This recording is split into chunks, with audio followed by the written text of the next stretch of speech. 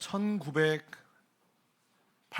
4월 28일 보잉 747 비행기 한 대, 승객 90명을 태운 비행기 한 대가 하와이 오아후 섬으로 출발합니다. 공항을 출발한 이 비행기가 정확하게 1시간 48분이 되는 지점에서 기가 막힌 사고가 발생하는데, 비행기 지붕과 좌우측 측면이 7m가 찢겨서 날아가 버리게 됩니다. 그것도 상공 2400피트, 한라산이 1950m인데 도대체 몇 배예요?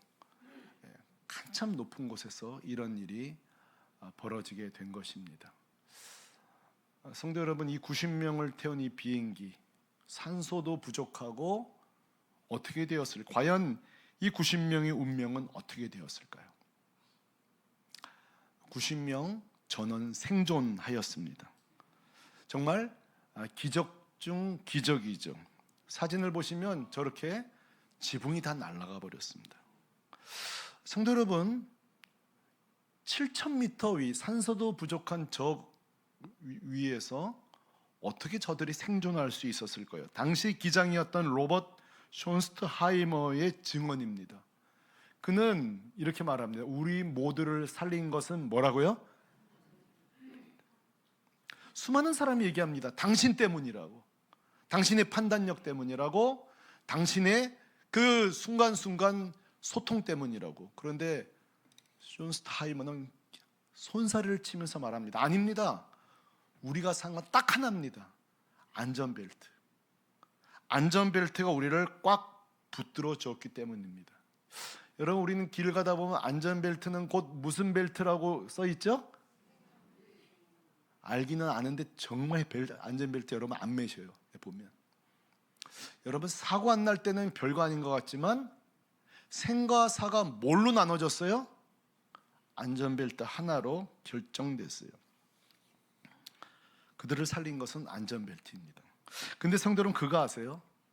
우리가 가지고 있는 이 성경 66권 중에 위기의 때, 핍박의 때, 환난의 때에 성도들을 특별히 꽉 붙잡아주는 말씀이 있다는 사실이요. 물론 66권 전체가 다 그런 말씀이죠. 그러나 그 중에서도 환난과 위기와 핍박의 때에 성도들을 꽉 붙들어주는 생명벨트 말씀, 영적 벨트 말씀인데, 그 중에 하나가 우리가 오늘 함께 읽은 히브리서입니다. 사실 히브리서를 우리가 읽을 때에 두 가지 좀 어려움이 있습니다. 난제가 있습니다. 첫째로는 누가 쓴지를 몰라요. 저자가 확실하지가 않습니다. 둘째 난제는 수신자도 불분명해요. 도대체 어느 교회에게 누구에게 쓴지 확실하지가 않습니다. 그럼에도 불구하고 여러분, 크게 걱정 안 하셔도 됩니다. 히브리서 안에는 중요한 단서, 이 본문을 우리가 잘 이해할 수 있는 중요한 단서가 있는데, 그것은 바로 이 히브리서가 쓰여진 기록 시기입니다. 이 히브리서가 언제 쓰여졌는가 하면 AD 60에서 70년대에 이 히브리서가 쓰여져. 이게 굉장히 중요해요. 히브리서를 이해하는데. 왜 그렇죠? 이때가 바로 기독교에서는 가장 피비린내 나는 박해의 시기입니다. 로마 황제 네로가 정말 잔인하게끔 지독하게 성도들을 박해해서 사도들이 죽어나갑니다. 그런가 하면 안쪽으로는 유대주의의 박해 때문에 성도들이 사는 집과 직업을 가질 수 없고 다 흩어지고 떠날 수밖에 없었습니다. 그러니까 수신자들이 정확하게 어느 교회 직업 모르나 예수를 믿었다는 이유만으로 핍박당해요, 투옥당해요, 피난당하고 흩어진 그리스도인들이에요. 이들이 수신자예요. 그러니까 한번 생각해 보세요. 이 히브리서 편지를 받는 그들의 지금 심적 상태가 어떨까요? 고통이에요. 육신적으로, 정신적으로. 한편은 영적으로도 의심과 혼돈이에요. 아니, 우리가 예수 믿는데 왜 이렇게 고통당할까? 우리의 스승들은, 사도들은 왜 이렇게 다 순교당할까? 혼돈이에요. 어떤 사람은 한 걸음 더 나가 원망도 할지 모르겠어요. 우리가 이러려고 예수 믿었나? 누군가는 이미 배교해 버렸을 수도 있어요. 자, 이들을 꽉 잡아주기 위해서 쓴 서신서가 히브리선이 얼마나 귀하고 복된 영적 생명벨트겠어요? 사실 이 말씀은 우리에게 반드시 100% 적용됩니다. 우리도 여러분 히브리서 공동체랑 똑같지 않습니까? 우리도 예수 믿고 잘 될 때도 있지만 우리가 예수 믿고 더 핍박받을 때가 있습니다. 어떨 때는 기도도 잘 되지만 내 뜻대로 잘 될 때도 있지만 내 뜻과 내 삶이 안 풀릴 때가 있습니다. 그래도 건강 하나 믿고 살았는데 질병이 찾아와요. 경제적 위기, 어려움, 실패가 올 때 여러분 성도 중에 그때 마치 그 상공 7,000m에서 지붕이 뚫린 것처럼 여기저기 흔들리는 것처럼 우리의 신앙도요 흔들리는 거예요. 믿음이 흔들려요. 주를 향한 우리의 확신이 흔들려요. 약화돼요. 여러분 이때 필요한 게 뭐예요? 이게 필요한 게 뭐예요? 영적 안전벨트예요. 그게 뭘까요? 하나님 말씀밖에 없죠. 그 위기의 때에, 그 의심의 때에, 그 혼돈의 때에 우리를 꽉 붙들어주는 건 뭐예요? 생명벨트, 말씀 벨트밖에 없는 거예요. 저는 오늘 설교를 이 비행기 이야기로 시작했어요. 여러분 비행기가 뚜껑이 열렸는데도 안전했던 게 안전벨트라면 우리 인생도 마찬가지예요. 우리가 진짜 힘들 때 뭐라 그러죠? 아, 뚜껑 열리네. 우리 인생 뚜껑이 열려요. 진짜 이거 누가 만든 말인지 모르겠지만 진짜 적실한 표현이에요. 우리 청년들 요즘처럼 취업 안 될 때 뚜껑 열립니다. 사업 안 될 때 뚜껑 열립니다. 장사 안 될 때 뚜껑 열려요. 근데 여러분 뚜껑 열릴 때 우리 성도들, 청년들을 전원 살리는 것은 말씀 벨트인 줄로 믿습니다. 말씀 벨트예요. 우리가 QTR 할 때 안 하고 말씀 볼 때 안 보죠. 막상 어려움 올 때 우리를 붙드는 건요 말씀밖에 없어요. 안전벨트, 생명벨트, 말씀벨트, 생명벨트인 줄로 믿습니다. 참 말 잘 만들었다. 말씀벨트가 생명벨트인 거예요. 저는 오늘 이 아침 좀 점검하고 싶어요. 저희들이 차를 타고 가족들이 어디 가면요 제 아내가 뒤를 딱 돌아서 무서운 눈초리로 벨트 매서! 그럽니다. 안전벨트 매서! 그런데 하여간 죽어라고 안 매 애들이 이래요. 아버지 저기까지 갈 건데 바로 앞인데 그럼 우리 제 아내 애누리 없어. 빨리 매라 이래요. 빨리 매 이래요. 근데도요 안 매요. 근데요 우리 성도들이요 말씀 벨트 죽어라고 안 매. 죽어라고 안 매. 집사님 사업하시는데 말씀 많이 보시는데 아이고 올해 1년만 잘 되면 돼요. 죽어라고 안 매.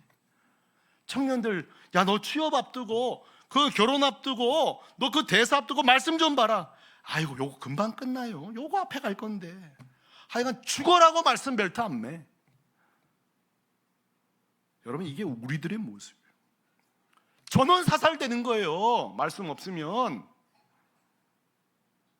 말씀이 있으면 강풍이 불어도 우리가 버티지만 말씀 없으면 봄바람이 불어도 쓰러지는 게 성도예요. 인생은 말씀 싸움이에요. 벨트 싸움이라고요. 오늘 축복합니다. 오늘 이 주일 아침 설교를 통해 이 말씀을 통해 말씀 벨트 풀고 있는 성도들 다시 여러분 꽉 붙으시기를 바랍니다. 무장하시기를 바랍니다. 여러분들도 종종 자기에게 얘기 물어봐야 돼요. 나 말씀 벨트 메고 있나? 나 요즘 말씀 벨트 메고 있나? 점검하셔야 돼요. 저는 오늘 이 히브리서 저자가 누군지 모른다고 설교를 시작했는데요. 제가 히브리서 전공한 적은 없지만 이것만큼은 제가 확실히 말씀드릴 수 있어요. 그것은 뭐냐? 이 히브리 기자가 구약 성경에 매우 해박하고 능통한 것만큼은 분명해요. 오늘 여러분 숙제가 돌아가셔서 히브리서 이거 아무리 거북이처럼 읽으셔도 30분이면 다 읽으실 거예요. 네, 모두 다 오늘 히브리서의 벨트 하나 여러분 다 장착하셔야 되는데 재밌을 거예요. 왜냐면요 이 히브리 저자가 작정했잖아요. 내가 저 흔들리고 핍박받고 고통당한 성도들 꽉 붙들어 맬 거야 작정했잖아요. 근데 뭘로 그 벨트를 만드냐면 구약 말씀으로, 구약 성경 말씀으로 아주 각오가 단호해요. 내가 이 구약의 말씀으로 단호하게 성도들을 꽉 붙들어 매야 되겠구나 하고 작정한 그 절기가 느껴진다니까요. 그래서 히브리서를 보면 1장부터 10장까지는 첫 번째 생명벨트가 뭐냐면 따라합시다. 오직 예수 붙들라. 뭘 붙들라고요? 오직 예수. 그래가지고요, 히브리서 저자가 이렇게 말합니다. 예수님은 천사보다 우월하다, 모세보다 우월하다, 제사장보다 우월하다, 언약보다 우월하다, 영원한 대제사장보다 우월하신 예수님을 꽉 붙들어라. 1장부터 10장까지 내용이에요. 이번 주 여러분 누리시기를 바랍니다.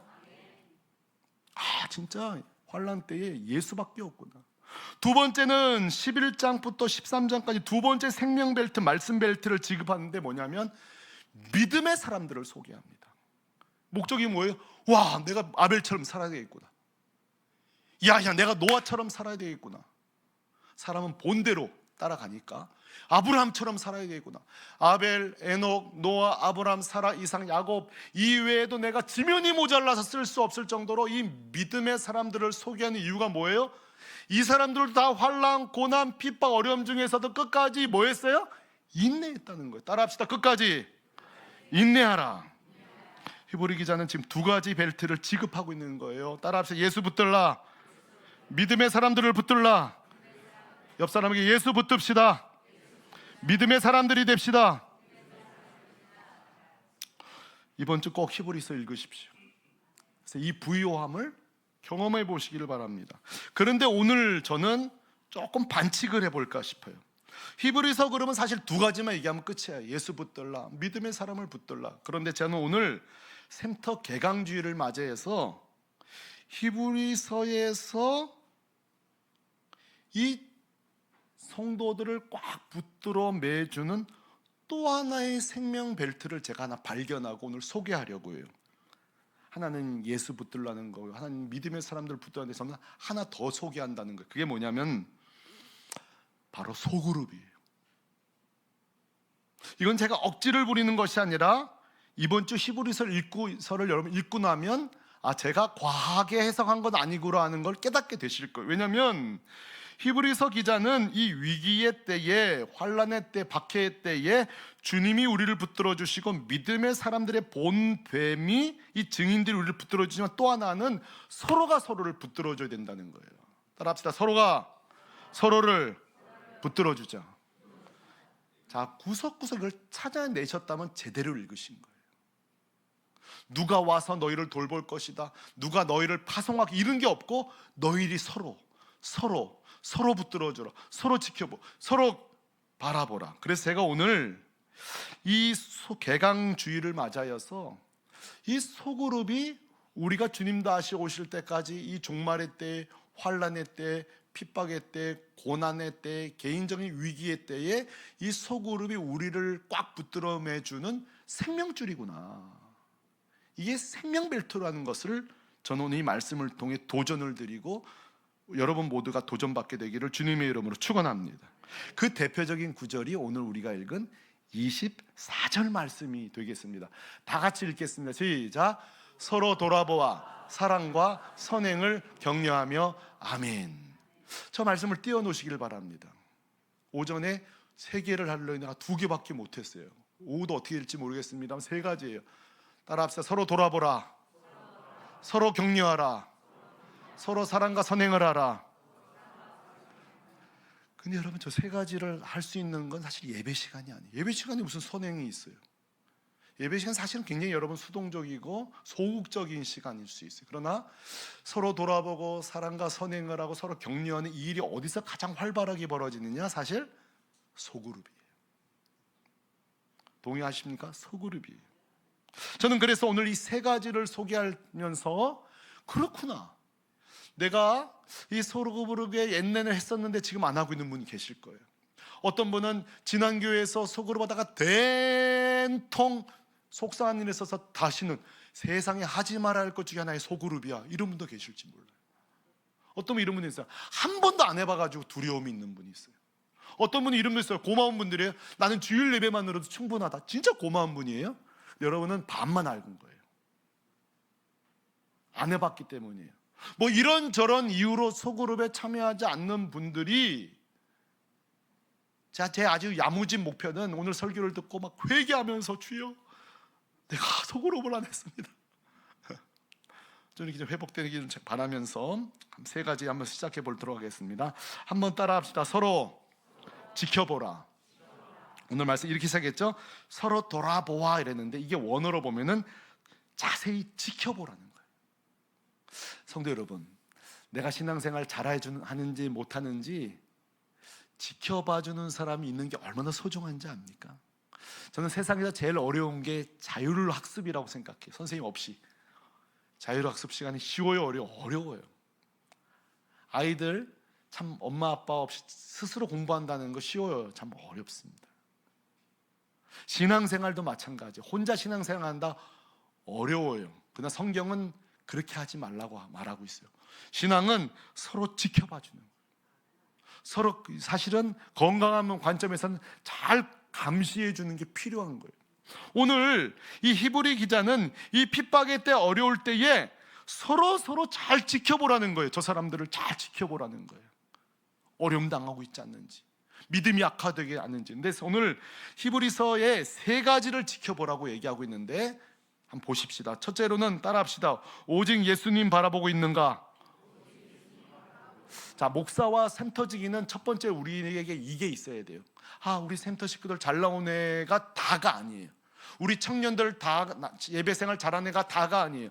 저 친구가, 저 성도가 정말 주님 바라보고 있는가?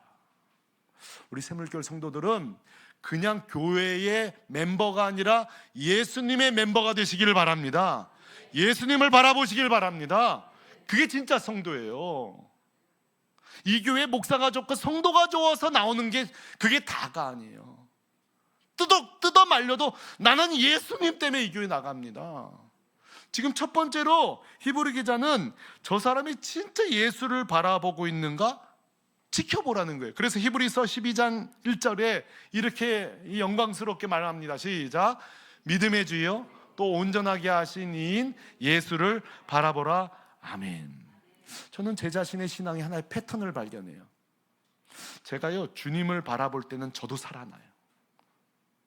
제가 주님을 바라본 시선이 약해지잖아요. 제 신앙도 찬양도 예배도 기도도 다 약화돼요.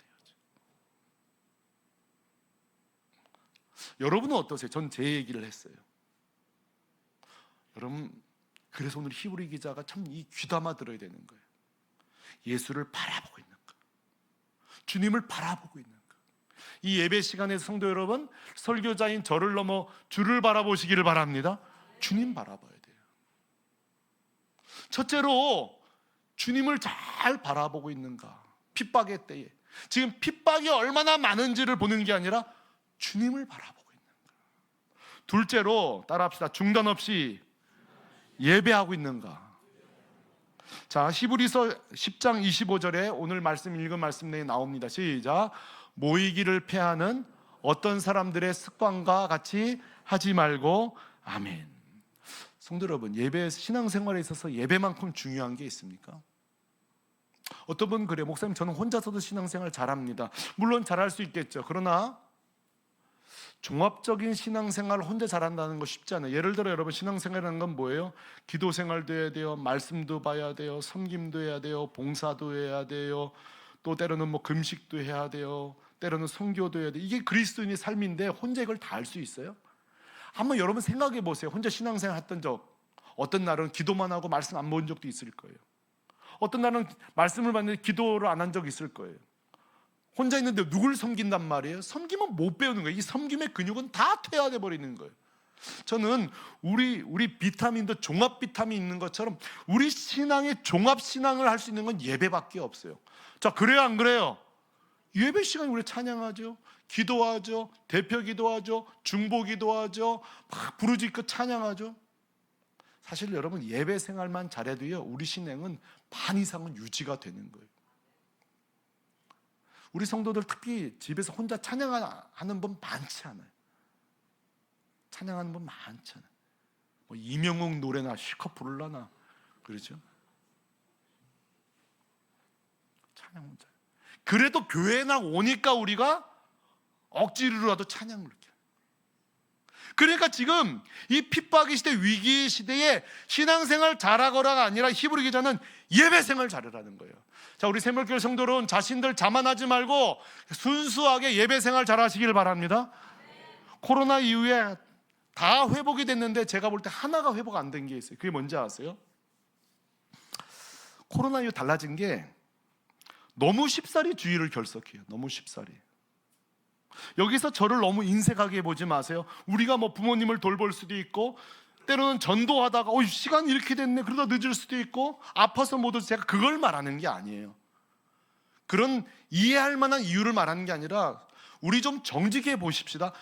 요즘 쉽게 예배를 포기해요. 뭐 그냥 온라인 예배 드리지, 뭐 하지. 근데 여러분, 온라인 예배를 기억하십시오. 온라인 예배는 긴급 상황에서 만들어진 것이, 그게 정상은 아니에요.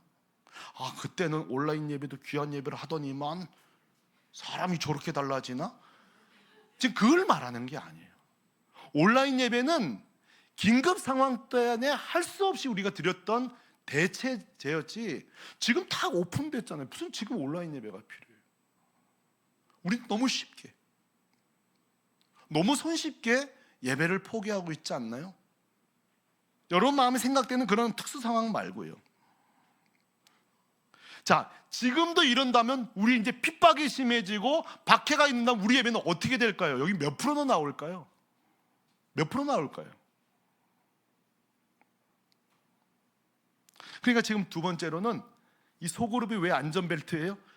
예배를 점검해 주는 거예요. 예배 잘 드리고 있는가? 예배 시간에 지금 예배 잘 드리는 거 하면 앞뒤 보세요. 이제 예배 시간에 누가 졸고 있지 않나. 이게 예배를 지켜주는 거예요. 이렇게. 세 번째로 히브리서 3장 13절에 보면은 죄의 유혹에서 이기고 있는지를 또 이렇게 잘 살펴주는 거예요. 자, 보세요. 예수님 바라보고 있는지, 예배 잘 드리고 있는지, 평상시 죄와 싸우고 있는지, 솔직히 혼자 신앙생활을 하면 누가 이거를 질문해 줄 거예요? 누가 이걸 점검해 줄 거냐고요? 그래도 소그룹에 나오고 센터에 나올 때 어떻게 해요? 거기서 우리가 좀 점검을 받는 거예요. 집사님 요즘 글쎄 안세요. 요즘 잘 안 보이네. 희한하게 내가 안 나온 거 잘 알아요, 사람들이. 그런 말이 그래도 해주는 사람이 있는 게 축복인 거예요. 이 공동체가 얼마나 축복인 건데요. 첫째로 소그룹의 축복은 서로 이렇게 지켜봐 줄 수 있는 거예요. 자, 둘째, 이게 더 중요한 건데 한번 따라 합시다. 서로 자극 도전하라. 자, 여기 보면은 23절 하반절에 격려하며 그랬죠? 이 격려하며란 말이 굉장히 부드럽게 느껴지죠? 위로하다 이런 뜻도 있지만, 사실은 자극하다, 도전하다, 날카롭게 하다는 뜻도 있더라고요.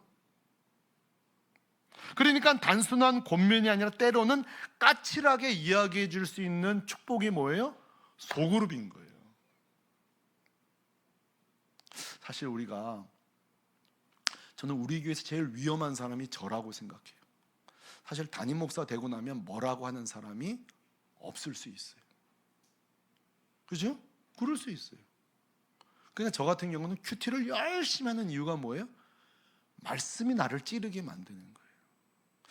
저만 그런가요? 장로님, 권사님, 나이도 많아지시는 순간에 누가 뭐라 해줄 수 없는데, 사실 진짜 우리가 깊은 관계가 된다면, 목사님, 장로님, 지사님 그러시면 안 되죠 하고 진짜 그리스도 안에서 이야기해주고, 그게 하루 이틀은 여기 꽉 막혀가지고 나한테 왜 저러지 하지만 성령께서 저 사람을 통해 말했구나 하는 순간에 은혜가 되어지는 게 며칠은 걸려요. 하루 이틀은 되잖아요. 왜 나만 갖고 그래? 막 이러면서 이제 처음에 얹혀요. 근데 이게 성령 안에서 소그룹의 축복이 뭐예요? 격려하며 도전하고 자극해 주는 거예요. 갈라디아서 6장 1절에 보면요, 이게 진짜 공동체인데, 다 같이 시작. 형제들아, 사람이 만일 무슨 범죄한 일이 드러나거든 신령한 너희의 온유한 심령으로 그러한 자를 바로잡고. 저기 중요한 거는, 여러분, 우리의 실수는 바로잡아버려. 그냥 잡아버려. 그게 아니라 뭘로? 온유한 심령으로. 그냥 잡지 말고 온유한 심령으로 잡아야 되는 거. 온유한 심령으로. 로마서 12장 15절에 보면 이게 진짜 멋진 소그룹이죠. 시작. 즐거워하는 자들과 함께 즐거워하고 우는 자들과 함께 울라. 아멘. 저도 이렇게 오래는 안 살았습니다만, 저를 기분 좋을 때 찾아오는 사람이 있고 힘들 때 찾아오는 사람이 있는데요, 여러분 중에 그런 사람이 있다면 여러분 잘 사신 겁니다. 어려울 때 날 찾아온다, 좋아도 날 찾아온다. 여러분이 참 좋은 사람으로 사신 거예요. 여기 말씀이 나오잖아요. 내가 어려울 때 사실 생각나는 사람은요, 소그룹 식구들이에요. 잘 생각해 보세요. 우리가 진짜 힘들 때에 우리를 위해 기도해 주는 사람들이요, 우리 식구들이에요. 전 개인적으로 우리 형님이 들으면 섭섭할지 저희 형님에게도 못 나눈 이야기를 우리 목회자들하고 나눕니다. 사실 솔직히 그래야 안 그래요? 피를 나는 우리 자매 형제보다 우리 샘터지기, 샘터 식구. 왜 그렇죠? 거기가 내 마음의 고향이기 때문에 그래요. 이게 얼마나 여러분 소그룹이 중요한지 몰라요. 물론 안 나오셔도 뭐 잘 사실 수 있겠지만 이렇게 얘기하고 싶어요. 더 부요함이 있는 거예요. 그래서 제가 이렇게 오늘 이 아침 단호하게 말씀드리고 싶어요. 소그룹에 참여 안 하시는 분들 후회하실 겁니다. 이거 어디서 많이 듣던 거 아니에요? 후회하실 겁니다. 여러분 꼭 참여하시기를 바라요. 이 소그룹을 통해 지켜주고 자극하는 생명 벨트가 되는 거예요. 여러분 이 소그룹이 얼마나 중요한지는 역사 속에서도 우리에게 증명되었어요. 제가 지난주 금요일 날도 함께 나눴었는데 주일날 다시 한번 나누고 싶은데요. 우리가 이거 일제시대 6.25 시대 때 리더십들이 다 투옥되고 교회 목회자들이 없을 때 이 교회를 살린 거는 소그룹이었어요. 첫 번째로 전 도표를 보내드릴 텐데요.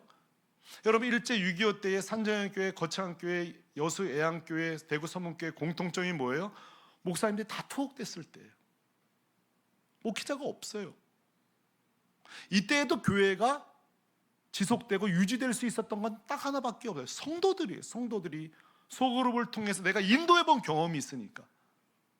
그러니까 장로님들이, 집사님들이 예배를 인도했다니까요.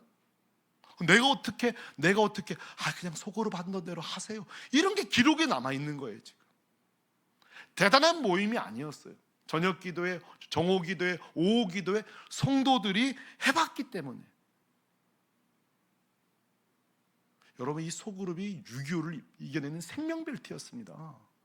일제시대의 생명줄을 붙잡은 영적 벨트가 되었습니다. 또 하나 도표 보여드릴 텐데요.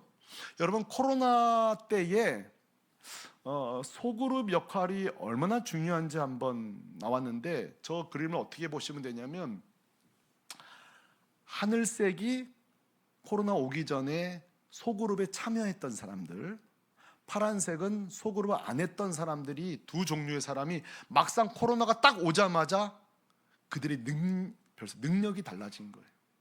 그래도 소그룹 했던 분들은 리더들이 오늘 예배 드렸어? 안 드렸어? 확인해요? 안 해요? 불꽃 같은 눈빛으로 확인하잖아요.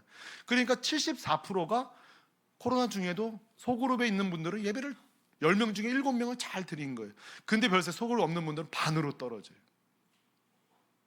기독교 방송, 시청, 이런 유튜브 막 소그룹 리더들 또 보내주잖아요. 이거 들어봐, CBS 설교 들어봐. 그럴 때에 또 그들은 듣는데 나머지는 방치되는 거예요. 뒤로 갈수록 성경봉도, 큐티, 성경 서적 점점 소그룹에 포함 안 된 사람은 어떻게 보면 방치예요, 방치.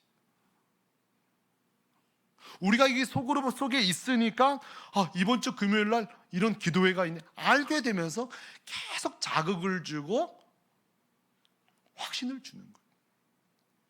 그런 의미에서 여러분 이 소그룹이 얼마나 소중한가 몰라요. 저는 오늘 말씀 준비하다가 왜 우리 예수님이 이 땅에 오셔서 3년 동안 3년 사역하시다 이 소중하고 귀한 시간에 저 예루살렘과 도시에 가서 목회하지 않냐고 딱 12명이 집중하셨는지를 이제 알게 된 거예요. 이 12명 소그룹에 목숨을 건 거예요. 그리고 그 열매는 사도행전에 증명되어졌어요.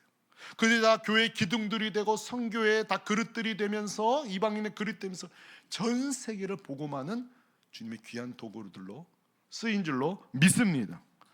그 주님의 헌신, 이 소그룹의 열정이죠. 저는 그런 의미에서 정말 소그룹을 그저 참여하면 유익한 게 아니라 주님의 핵심이라는 사실. 소그룹을 하면 좋고 안 하면 그래도 이게 아니라 정말 이게 하나님의 방법이라는 사실.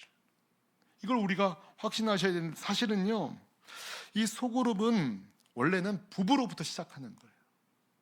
사실은 부부가 제일 좋은 소그룹, 여기 지금 부부도 앉아 계신데 한번 자신들을 생각해 보세요.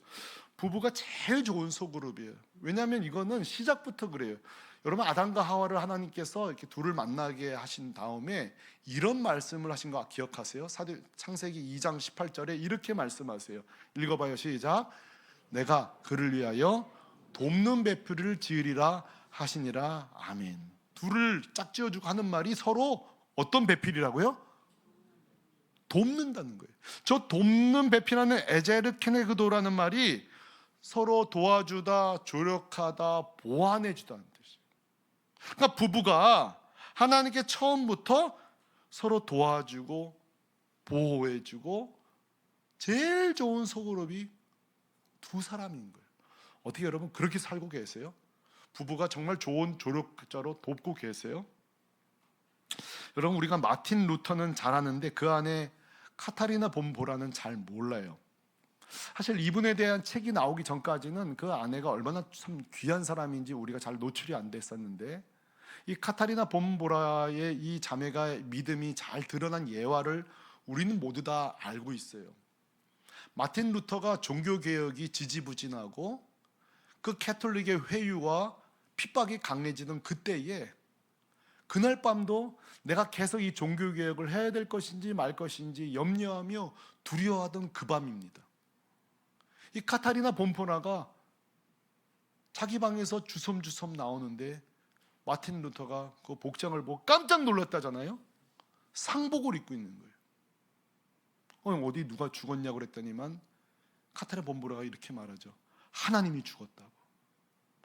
하나님이 죽었어. 그러자 마틴 루터가 막 호통을 치면서 전능하신 하나님이 죽다니 그런 망언을 할 수가 있냐고 호통을 칠 때에 카타리나 이렇게 말합니다. 당신이 이렇게 믿음 없이 두려워하는 걸 보니 하나님이 죽었네. 죽었어. 난 하나님 장례 치르러 간다고. 이거 이해하신 거 맞죠? 네.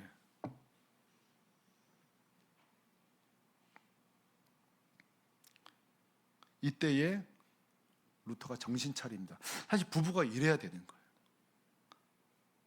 남편이 기도가 약화되고 남편이 예배 드리지 않을 때에 다 상복을 입으세요. 기도 안에 상복을 입으세요. 그것도 몇 번 하면 안 먹힐지 모르겠지만 하나님이 죽었어. 당신이 하나님이 죽었어. 자녀들이 진로 앞에, 취업 앞에 지금까지 보여준 역사가 있는데도 불구하고 또 오늘이 하나님 죽은 사람이 있어요. 그때는 스스로 상복을 입으세요. 내 믿음은 죽었구나. 스스로 상복을 입으세요. 내 하나님은 죽었구나. 그리고 루터는 찬송가를 작사합니다. 내 주는 강한 성이요. 이 곡이 그냥 나온 게 아니에요. 철저한 회개 가운데 이 찬양이 나온 거예요. 내 주는 강한 성이요.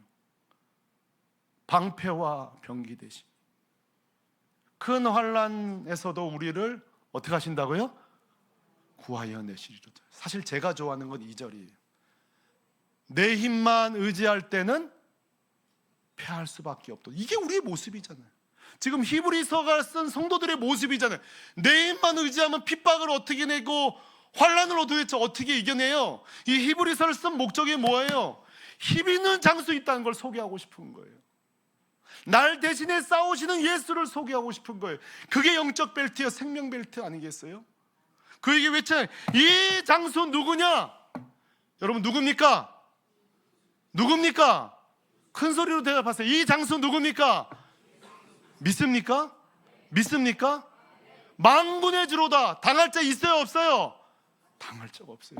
반드시 뭐 하리로다? 반드시 이기리로다. 반드시 이기리로다. 좀 이탈은 있었으나 히브리서의 결론은 이거예요. 환난과 핍박, 어려움이 있어도 이 말씀 벨트 꽉 붙들매고 반드시 이기리로다. 오늘 우리 청년들, 우리 성도들 예배드리러 나왔잖아요. 예배드렸으면 예배드리는 후가 달라져야죠. 오늘 새로운 한 주 말씀 벨트 꽉 붙잡아 매고 이번 한 주 또 반드시 이기리로다. 샘터 참여해서 그곳에서 반드시 이기리로다. 무장되고 온 세상을 향하여서 당당하게 발길질하며 걸어가는 여러분 되시기를 우리 주 예수 그리스도의 이름으로 축원합니다. 축원합니다.